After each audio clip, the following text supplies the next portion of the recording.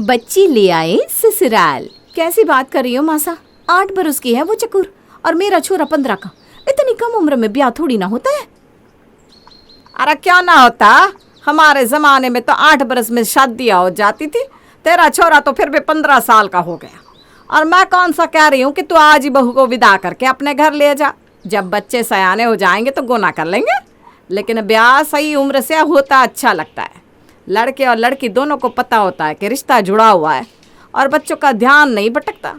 वरना तू आजकल की हवा देख ही रही है, कल को पकड़ लाएगा किसी आरी गारी को, फिर रोती रहना सर पकड़ कर। लेकिन मुझे कुछ ठीक नहीं लग रहा है। अगर मुझे बहू को अभी ब्याह कर अपने घर ले ही नहीं जाना तो ब्याह करने की भी कौन सी आफत है। ब्याह भी तभी कर लेंगे। देख, ये ना हमारे पुरखों के रीति रिवाज है, इसके बीच में टांग मत अड़ाना, वरना मेरे से बुरा कोई ना होगा। जितना कहा है उतना करती जा। पूरे गांव में उससे सुंदर लड़की कोई ना है।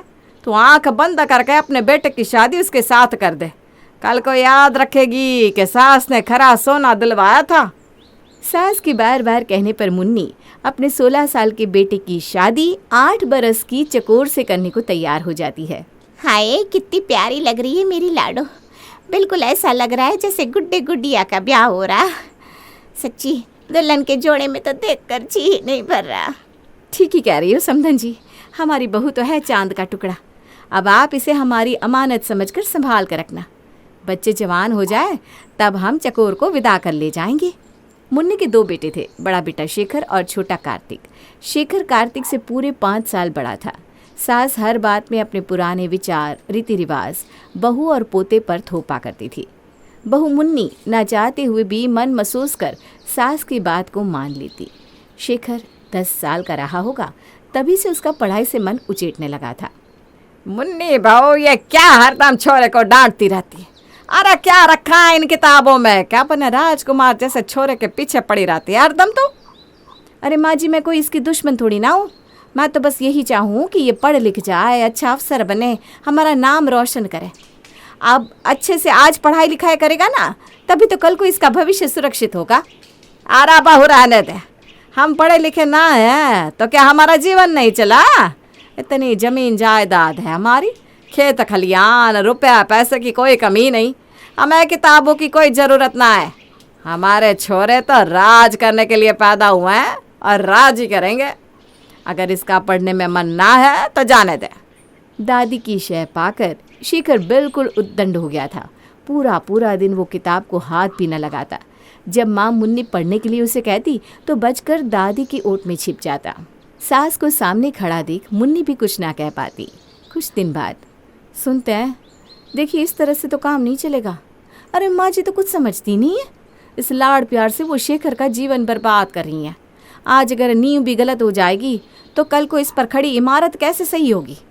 वो तो भर भरा कर गिरेगी ही ना। माँ जी का ज़माना और था, अब ज़माना और है। अब अगर बच्चे पढ़ेंगे लिखेंगे नहीं तो पीछे छूट जाएंगे। ठीक कहती है मुन्नी, माँ को समझाना बड़ा टेढ़ा काम है। मेरे पास एक उपाय है, शेखर का शहर के स्कूल में नाम लिखा देते हैं। दादी से दूर रहकर वहीं हॉस्टल में पढ़ेगा तो थोड़ा अनुशासन भी सीख जाएगा। दादी की ज़रूरत से ज़्यादा शह देने के कारण मुन्नी ने अपने बड़े बेटे का एडमिशन शहर के हॉस्टल में कर दिया था। जब से बड़ा बेटा शहर के हॉस्टल गया था तब से दादी छोटे बेटे कार्तिक पर नज़र गड़ाए हुई थी। शेखर की तरह ही अब कार्तिक को हर गलत बात पर सपोर्ट करती और पढ़ाई लिखाई के बारे में गलत बातें उसके मन में बिठाती, जिसके कारण धीरे धीरे कार्तिक भी पढ़ाई से दूर होने लगा था। क्या करूं समझ में नहीं आता। माँ तो कुछ समझने को तैयार ही नहीं है। अपने बड़े बेटे को तो मैंने हॉस्टल में भेज दिया, लेकिन अब क्या करूं? छोटे को भी हॉस्टल भेजकर अपना आंगन सूना कर दूं? नहीं, अरे मैं भी तो माँ हूँ। अपने दोनों बच्चों को हॉस्टल में भेज दूंगी तो मेरा तो जीवन ही सूना हो जाएगा।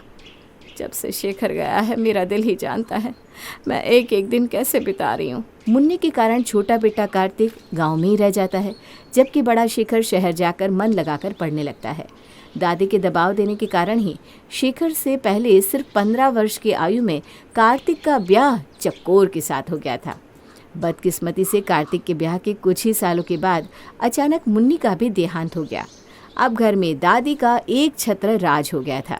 जहां एक और शेखर पढ़ लिख कर एक अच्छा इंसान बन गया था, वहीं दूसरी ओर दादी की गलत बातों पर सपोर्ट करने के कारण कार्तिक नशा करना और पैसे को पानी की तरह उड़ाना सीख गया था। शेखर की शादी एक रीना नाम की सुंदर और सुशील लड़की के साथ हो गई।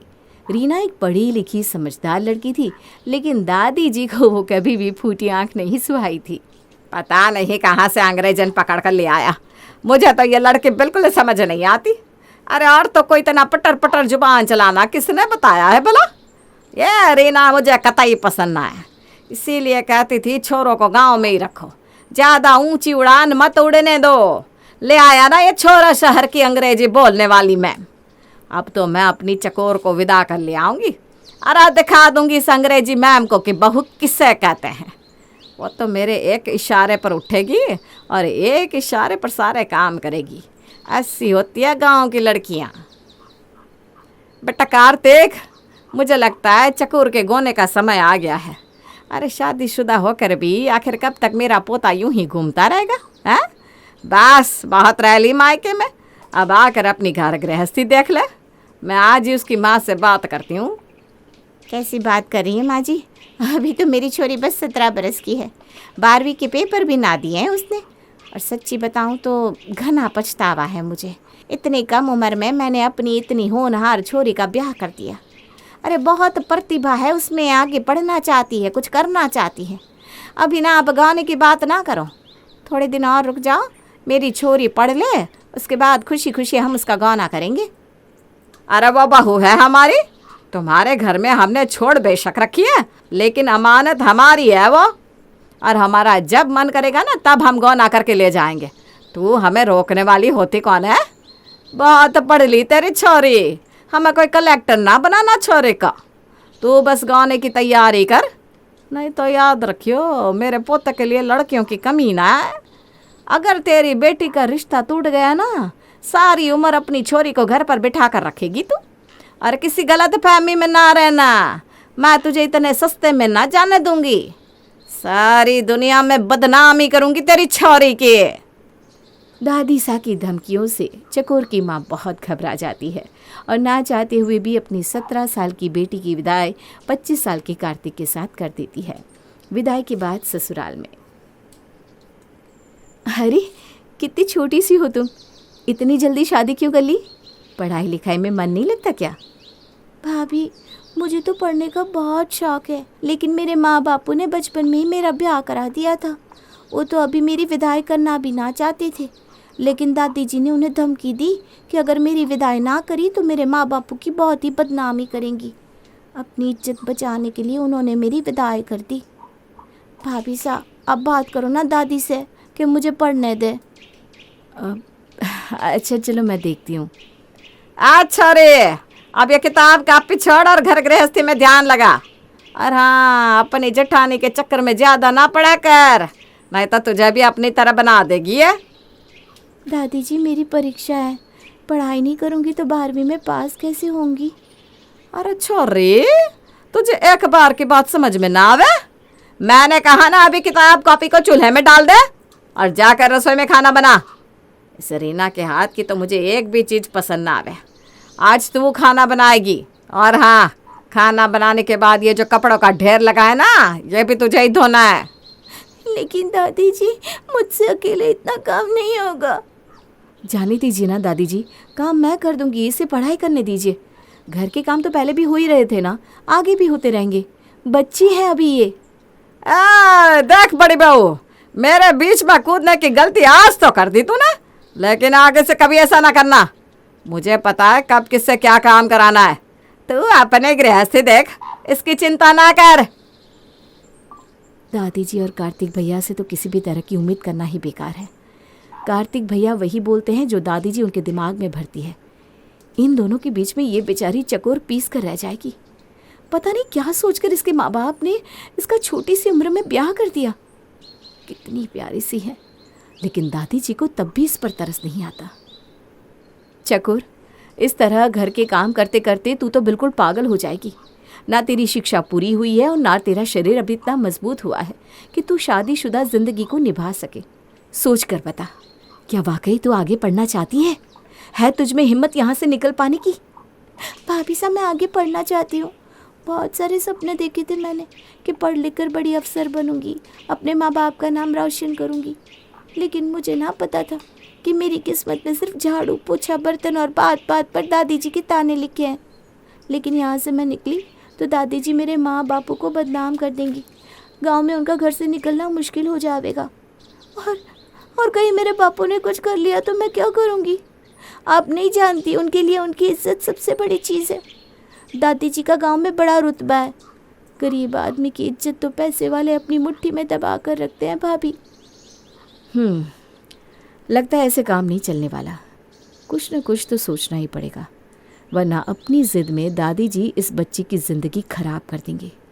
कुछ दिन बाद एक बात कहूँ देवर जी, आपको चकोर को देखकर अफसोस नहीं होता? क्यों भाभी, अफसोस क्यों होगा? भली चंगी तो है चकोर। वो आपको भली चंगी लगती है? अरे कहाँ आप हट्टे कट्टे शरीर के 25 साल के नौजवान, इतनी अच्छी पर्सनालिटी है आपकी। अरे आपके जैसे लड़की को तो एक से एक खूबसूरत लड़की मिल जाती, जो पढ़ी लिखी भी होती और समझदार भी। जब आपके साथ चलती तो देखकर लोग वाह वाह करते। और आप ब्याह कर ले आए ये 17 साल की चकोर, जो अभी सूखे के मरीज लगती है। न कद है न रंग रूप, और 12वीं भी पास नहीं है। अरे अंगूठा टेक के बराबर है वो। बुरा मत मानना, लेकिन आपके मेल की तो ना है देवर जी। अरे भाभी छोड़ो ना, आप क्या कर सकते हैं, जो होना था हो गया। देखो कार्तिक, अभी भी कुछ नहीं बिगड़ा। अरे दादी के चक्कर में मत पड़ो। दादी के पास 7-8 साल की उम्र है, उसके बाद तो वो चली जाएंगी परलोक। लेकिन आपको तो इस चकोर के साथ सारा जीवन बिताना पड़ेगा। अरे बच्ची है वो छोटी सी, वो आपकी क्या सेवा करेगी?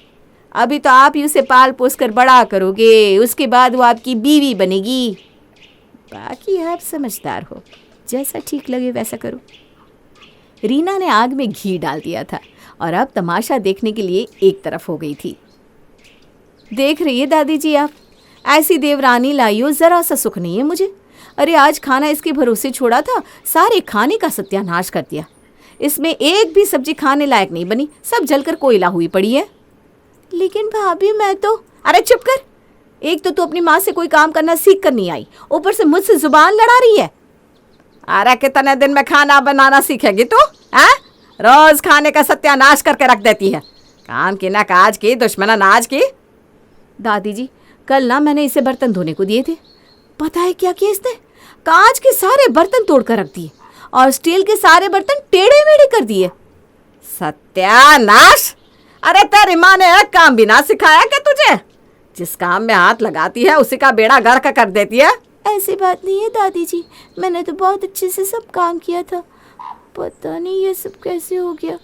देखो तो कैसे पटर पटर जुबान हिला रही है। बस यही एक काम आता है ना इसे, बातें चाहे जितनी बनवा लो। अरे मुझे तो देवर जी के बारे में सोचकर भी तरस आता है। किस्मत ही फूट गई है बेचारी की। ये चकोर ना शक्ल से अच्छी है ना अकल से। सही कह रही है भाभी, अरे भाग्य ही फूट गए मेरे तो। मुझे पता होता ना ये चकोर ऐसी निकलेगी तो मैं इसे विदा करके कभी ना लाता। चकोर को समझ में नहीं आ रहा था कि ये सब उसके साथ क्या हो रहा है, क्योंकि उसने तो बर्तन सब अच्छे से धोकर रखे थे और खाना भी चक्कर देखा था, सब कुछ ठीक ही तो बना था। फिर अचानक बाद में सारा खाना जल कैसे गया। हर गुजरते दिन के साथ रीना अब दादी और कार्तिक के कान भरती, जिससे कार्तिक और दादी दोनों उससे काफ़ी चिढ़े से रहते हैं। अरे दादी जी, आज तो बाल बाल बचे हैं हम लोग। अरे क्यों रे, ऐसा क्या हो गया? अरे वो गांव में आज महिला आयोग वाले घर घर सर्वे कर रहे थे, तभी चकोर उनके सामने पड़ गई। उस अफसर ने उससे उम्र पूछी तो इसने कह दिया ये 17 साल की है। मुझे तो लगा कि वो कुछ एक्शन लेगा, लेकिन वो ना कुछ भी कहे बिना वहाँ से लौट गया। आप मानो या ना मानो, वो अपने साथ पुलिस लेकर फिर आएगा और हम सबको अंदर करवा के ही मानेगा। अरे क्यों अंदर कराएगा? हमने कोई कत्ल कर रखा है क्या? आप समझती ना है दादी सा, चकोर ना अभी 17 साल की बच्ची है। अरे अभी तो बालिग भी नहीं है वो।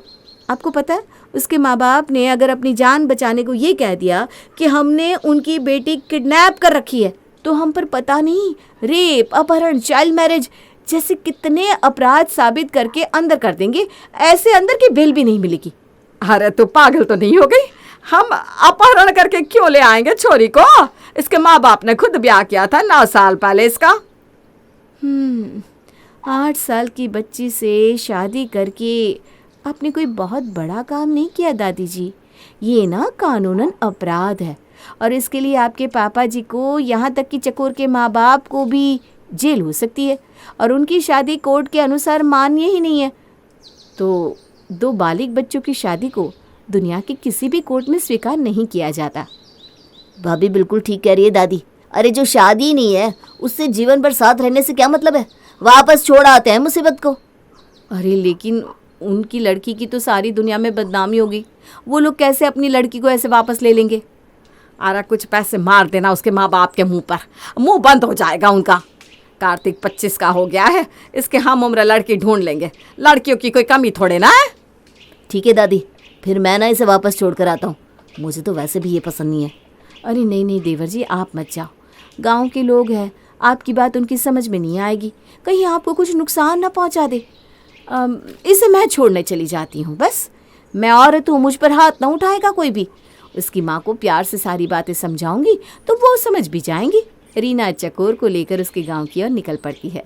गांव में पहुंचने के बाद, मैंने आपको क्या समझा था भाभी सा, और आप क्या निकली, क्या मिला आपको ये सब करके? बुद्धू ही रहोगी तुम। अरे ये सब मैंने तुम्हें उस घर से आज़ाद करने के लिए किया है। और ये लो 10 लाख रुपए, इन पैसों का इस्तेमाल अपनी पढ़ाई के लिए करना, शादी के दहेज के लिए नहीं।